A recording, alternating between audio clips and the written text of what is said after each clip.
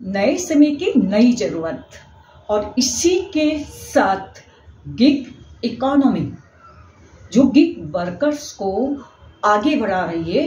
बढ़ती आबादी और घटते रोजगार ने एक ऐसी नई गिग वर्कर्स की कल्चर को जन्म दिया जिसके कारण आज लाखों युवा किसी न किसी रोजगार से जुड़े हुए हैं।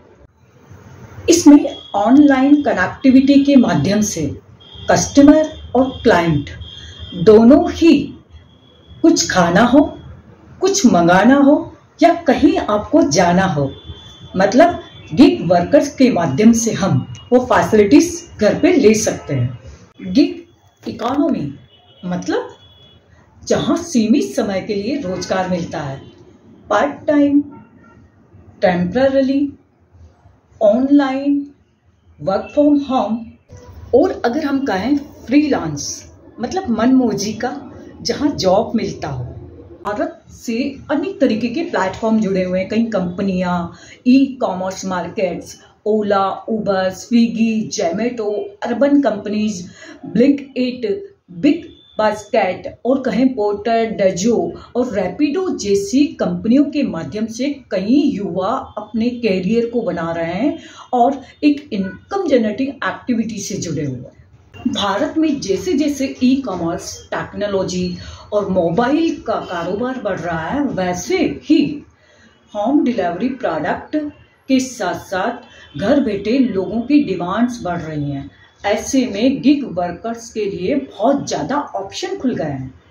पिछले कुछ सालों से पूरे देश में इस तरीके की नौकरियां बढ़ी हैं जिसके अंदर कुछ ही घंटे फ्रीलांस और फ्लेक्सिबिलिटी के साथ काम करना युवाओं को अच्छा लग रहा है। ऐसे में लाखों करोड़ों युवा अपनी स्टडी के साथ साथ पार्ट टाइम, फ्रीलांस और कहें कि टेम्पररी जॉब भी कर रहे हैं।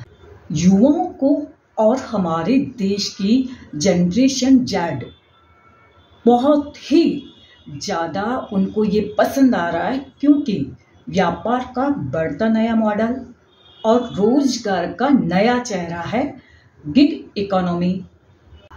क्यों युवा गिग इकोनॉमी और गिग वर्कर्स के रूप में आगे आ रहे हैं?